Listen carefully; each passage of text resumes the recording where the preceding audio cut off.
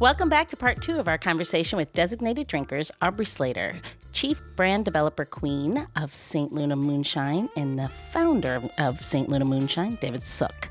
So if you've missed any of part 1, you need to go back and belly up to that bar and give it a listen first. We promise to save a seat right here for you. So, Aubrey, we went all over the place with you in episode 1. And real quick. The condensed version. The Campbell's soup of Aubrey. I love it. Just add water. It's enough for everybody. I honestly want that on my urn at Aubrey Slater. Just add water. I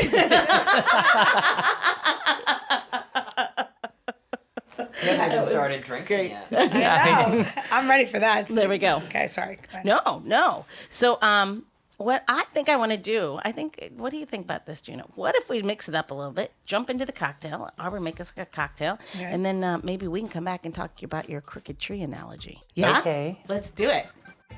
So today I'm pouring a Saint Luna cocktail that is in the form of a clarified milk punch.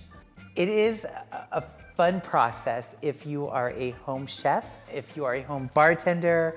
It is not only a great cocktail, but a fun project that will definitely take a good amount of time, but the rewards are worth it. So basically, the breakdown of a milk punch is when you take any kind of acid, like citrus, vinegar, and you add it to milk. What basically happens is that the whey and the liquid are going to separate.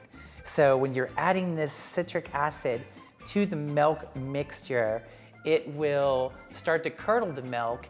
And by the curdling process, it's not only going to separate the whey from the liquid, but it's also going to help clarify that liquid as well. Basically, what you want to do is, if you're familiar with an oleosaccharum is basically taking citrus peel and sugar, macerating, and pulling out all those essential oils in order to make a syrup out of the oil in the citrus peel. So you take a lemon, you take an orange, and you zest them. And you put the zest in the bowl, you add a cup of sugar. Then you take those, the orange and the lemon, and you juice that into the zest and sugar mixture. From there, what you want to do is add your, an extra layer of flavor, and that's where you would add in like fresh ground spices.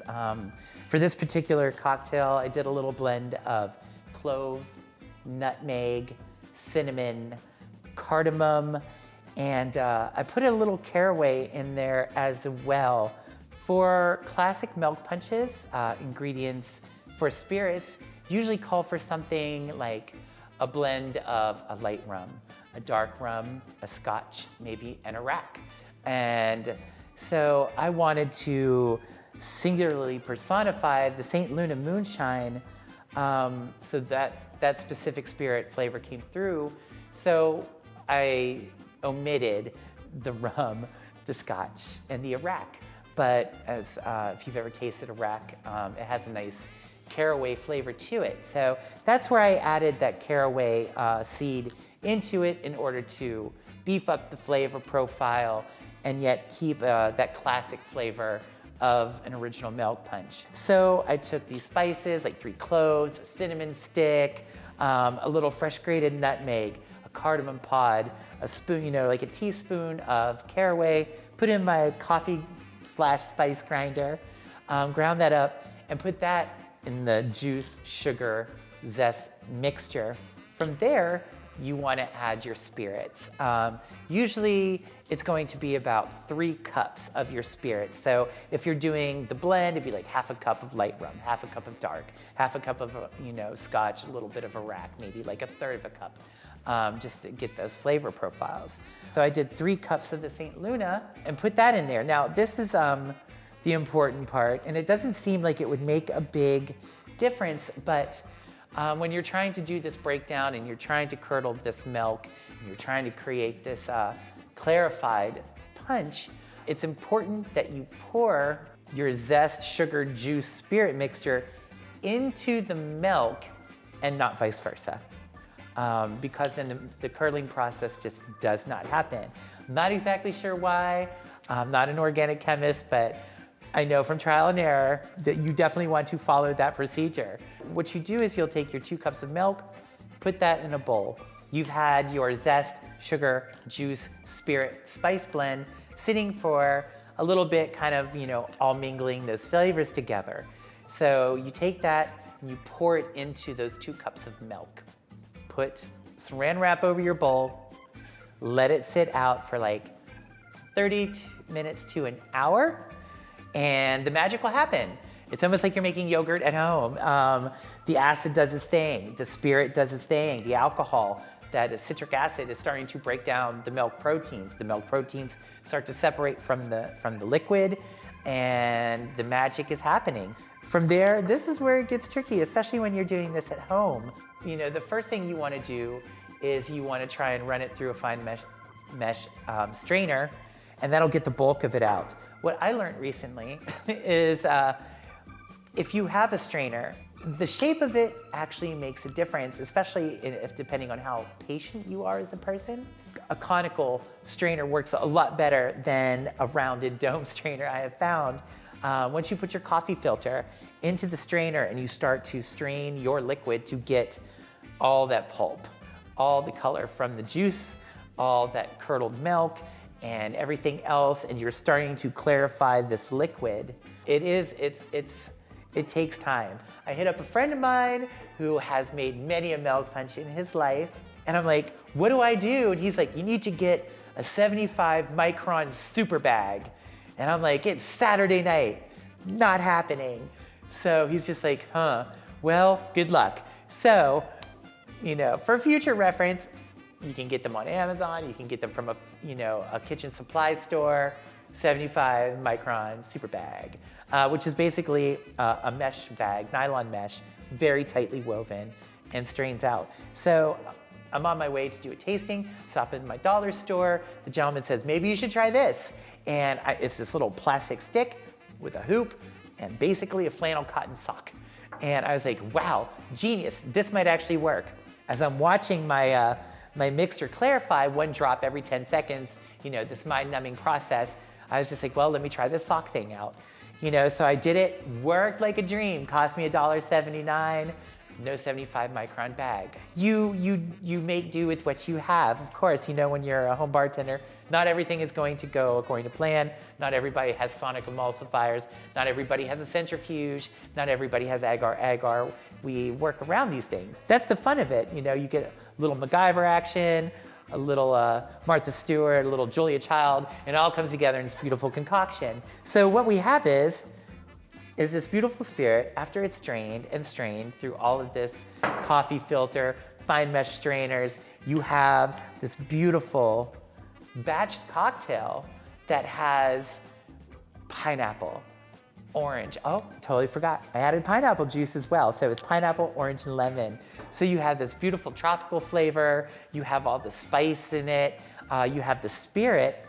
But the beautiful thing about the clarified milk punch, and I'm telling my friends about this, and they're just like, you're drinking curdled milk? And I'm like, no, that's the beauty of the cocktail is in the mouthfeel. It is the texture of this punch, where you're now separating all the protein out, all the solids. All you have is this beautiful clear liquid, but that creamy, silky, beautiful mouthfeel texture is left behind in that cocktail.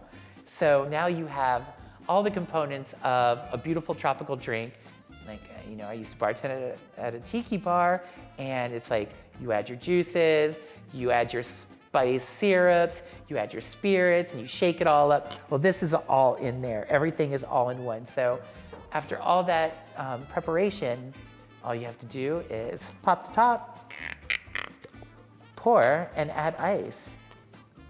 Beautiful. Beautiful, yay!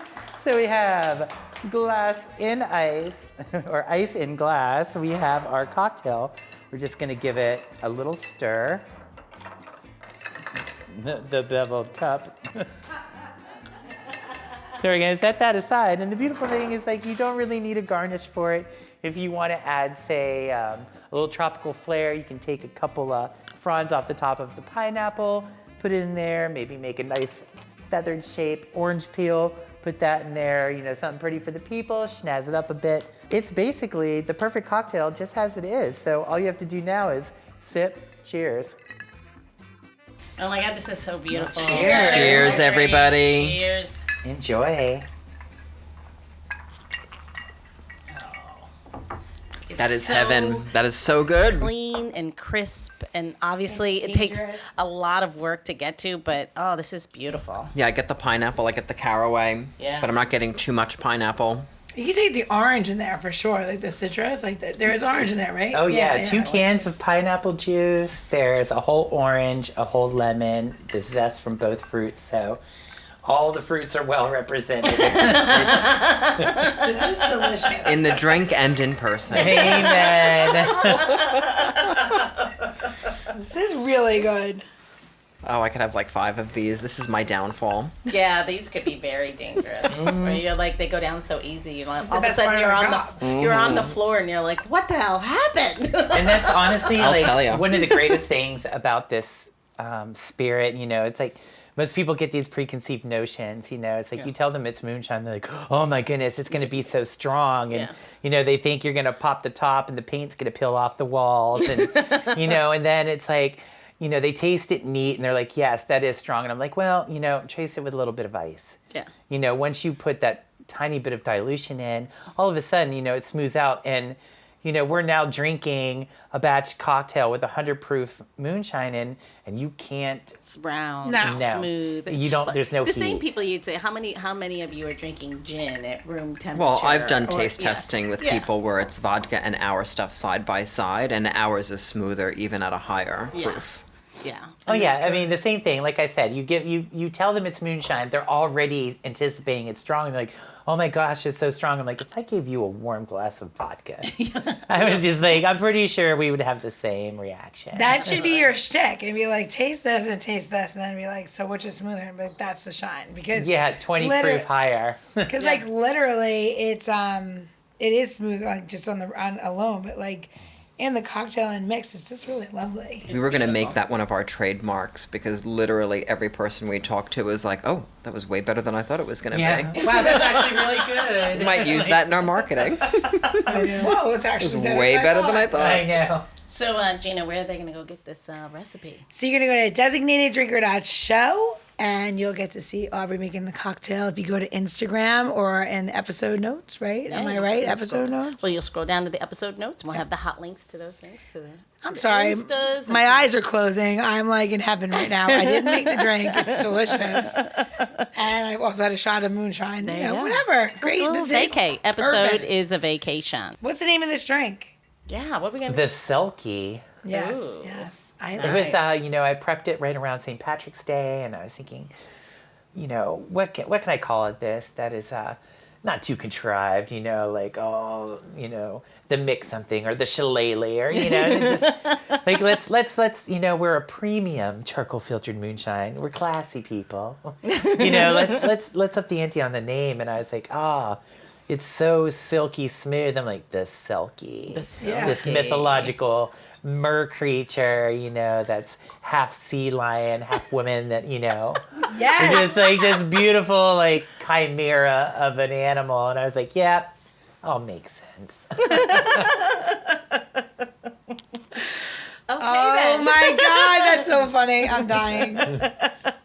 Yes. Well, It's one of my talents. I creativity. love making cocktail names. Like David's always like, yes, you're so good at this. She's way better than I Is that am. one of your superpowers? I think it is. Yeah? I think it is. Yeah, no, I come up with some pretty banging cocktail names. They're all hers. I think my only claim to fame is during Pride, I created the Homojito. No. And I Yes. still stand by that as being a genius name. That It is- certainly is. But it's the only Yes. one. Everything else is Aubrey. Yes. That's But I was afraid, Luis was like, normally Gina makes a cocktail. Do you want to make the cocktail? And I was like, oh God, I hope I'm not stepping on any feet. That's the best day of my life, right? Yes! All right, mission I'm like, accomplished. I've been waiting for like someone else to make a cocktail. I'm like, this is great. Cheers. I'm glad I came correct cheers. then. Yeah. We've been doing this 6 years and like every week. So yeah. Every once in a while, you get a treat. Yeah. So, One speaking of Christmas episode. So, Speaking of treats, the other day, Aubrey, you and I were talking, and you said something that I actually shared with Gina, and she's like, that was absolute brilliance. So I want to make sure that I ask you to talk about this. And you're openly trans. You're this powerful woman. You come in and you make this amazing impression. It's warm, it's welcoming, it's powerful, it's strength. But you said something the other day about losing your alpha white male privilege and how that changed your perception between genders. I mean, it was,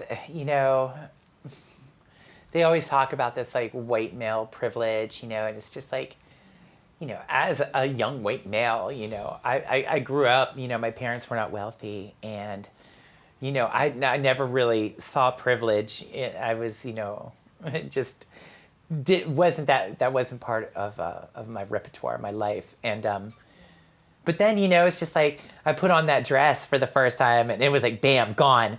Like I went from like alpha white male privilege to like freaking nature, fringe of society. And it was like overnight. And it was really interesting to see, like just how drastically, opinions change of you, even though it's like I'm still the same person. Yeah. I'm still the same, goofy, fun person that I was before. And but it's just like societal views, changed so drastically. And but I would say, the beautiful thing about it, and like I've said 100 times, it's like I wouldn't wish this upon anybody, changing genders has to be one of the hardest undertakings, a human being can really go through. And, who would choose to go through puberty twice? Like, I mean, what kind of masochist would choose to go through puberty a second time? But, there's always, a curse with a blessing and a blessing with a curse. And, I have had, the opportunity to see life, to perceive life, and, through the eyes of both genders. And it's, it really is just an eye-opening experience, and it's humbling. And I joke around, but, I totally mean it when I say, like, I never knew what it meant to be a good man, until I became a woman. And, yeah, and then I was just like, wow, men are dumb. What was I thinking? It's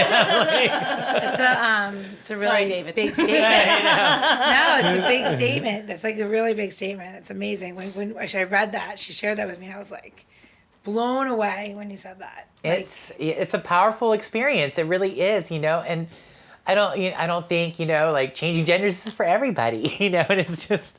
It's I hope not, because I don't want to sign up for it. Too lazy. It seems like trans people are coming out of the woodwork these days. Like we're really it's like showing, and it's great to see the freedom that people are starting to feel. In being able to live a genuine existence, like be their real self, and it's a beautiful thing. But yeah, no, it does not come easy. It is not. What is it? That word? Oh gosh, panacea is not the cure-all. It's not like I'm just gonna. Like my life as a boy sucks, so I'm just gonna change genders and everything's gonna be rosy on the other side, and it's really not. It's a lot. It's a lot, and it's but with great risk and with immense challenge comes amazing rewards, and so yeah. I'm a happy person these days. That's great. You also said something that I shared with a dear friend of mine who is just starting her transition. She's about year 2. Okay. Lots of surgeries going on right now, and she's just amazing. She's amazing. And I shared something with her that you said too. And I went this mantra on my. I'm not going to have a headstone on my urn, and it's if you don't like me, kick rocks. Well, they kick rocks. Yeah, I ain't got time. I'm still, I live in the Bronx, so you know what? Go kick rocks. Whatever. I don't need you. I love it. Yeah, I don't need you. That's right. Yeah, I mean, like I don't need this or that. Yeah. Like I had a friend, when I was first starting in my transition, and just going out in public was like the biggest thing I could possibly do that day, you know, like just doing what any normal person would do and just walk out their house. Yeah. You know, except, well, I was homeless at this point, living in a shelter, and, you know, it's just like my mentors were fabulous Black trans women who were just like, yes, girl, like, you have to make the decision. Like, I see you as a boy one day, I see you as a girl the next day, pick a side, get off the fence, you know? And I'm just like, all right. She's like, I just can't take it, boy, girl, make a decision. I'm like, all right, I got this, you know? So I was just like, I'm going to go out today. I'm going to be me and do this. And I go out, and I'm with my friend walking down the sidewalks of New York, and, you know, some guy comes up to me and says something nasty to me, like, right to my face about being trans, like, you make a better man. And I'm just, like, standing there, you know, just like a stranger had, you know, felt like they could just come up and do this to me, you know? Like, that I'm some sort of less than a human, you know, and it's okay, you know, like, it's okay to say this to me. And, you know, I'm in tears. And my friend is like, whoa. He's like, listen. He's like, did you do this? Are you going through this transition for him? Or are you doing this for yourself? Oh. And from there, it was like, that was it, you know, like, I realized, like, yeah, no, I am not living for anybody, you know, but, you know, this is my life. So, like, you know, I have to live by what makes me happy. You know, like, no, you can't please everybody. Not everybody's going to like you. It doesn't matter whether you're trans or straight or, you know, whatever your proclivities are. You know, like, there's going to be people who just don't like you for just you. Yeah. You know, and you can't live your life by their perceptions, you know. You can't be everybody. You can't be everything to everybody. Nope. You have to be something for yourself. Exactly. And it takes a miserable person to feel the need to go up to somebody else and speak badly to them. I know, a perfect stranger. So, you know, these are challenges that you have to accept, and you got to go through. But I've never been happier. And success came because I was finally myself. And, you know, I didn't have these secrets. I didn't have this, you know, hidden, you know, darkness. Like, everything was gone and everything is good. So, as promised, you're going to tell us, share your crooked tree analogy, yeah?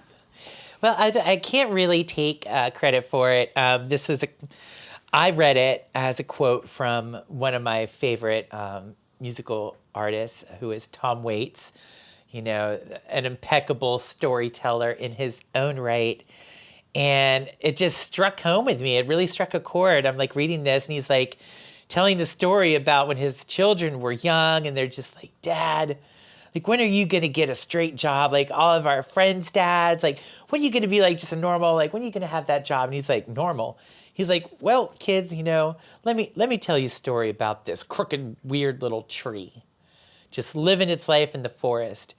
And, you know, it's this weird, crooked, warped little tree. And there's this tall, beautiful, straight tree growing right next to it, and this tall, straight, beautiful tree looks at the little crooked tree and goes, oh, man, I feel so sorry for you. Look at you. You're so weird and crooked and just so strange. And he's like, and look at me. Like, I'm this beautiful, tall, straight, gorgeous tree. It's just like, He's like, I feel bad for you. And then one day the lumberjacks come tromping into the forest, and they see this tall, beautiful, straight tree and go straight for it and cut it down. And that little weird tree just kept growing bigger and weirder and stronger every day. And, you know, it's all about, like, celebrate your weird, celebrate your differences. And I was just like, yes, I am that weird, crooked little tree. Growing stronger and weirder and more wonderful every day. Awesome. Everyone should take that with them. I know. That's amazing. Tell Francesca that story. Right? My daughter stay needs to weird. hear that. She is weird, and I love everything about her, but she's definitely strange. I think she's going to kill us, but that's fine. That's just another episode. We can all be crooked little trees. Yeah. That episode, The Making of a Murder. I know, Eva lives here. Somebody raised a murderer. I feel like I'm raising one now. Anyway. Okay, Gina, you got your last question. This is do, it. And I'm going to change it my animal. You do it. Okay. So I had a whole thing. Never mind. You know, so this is how I know if David shared with you what the last question is or not. I have not. Okay. So. Oh no. So in this day and age, everyone identifies themselves with some sort of spirit animal. And at first I was going to say some sort of butterfly for you because they change, who they are, blah, blah. No. I'm going with the mer creature that you came up with. Silky? Yes. Come in with your new mer creature of half sea lion, half woman, which I loved. But if you could identify yourself as an ingredient, whether it's for cocktails or food, what would that ingredient be, and why is it you? Oh my goodness. It could be anything. MSG. Yes. All I do, Unagi. there's the rumors that says I might be bad for your health, but it's just a lie. I'm great, and I go well with everything, and I just add flavor. I think that's like the perfect answer. That's amazing. I am monosodium glutamate. You're welcome. I love the MSG voice. The MSG. Yeah. Yes, that is it. It's MSG. That was amazing. Again, cheers one more time.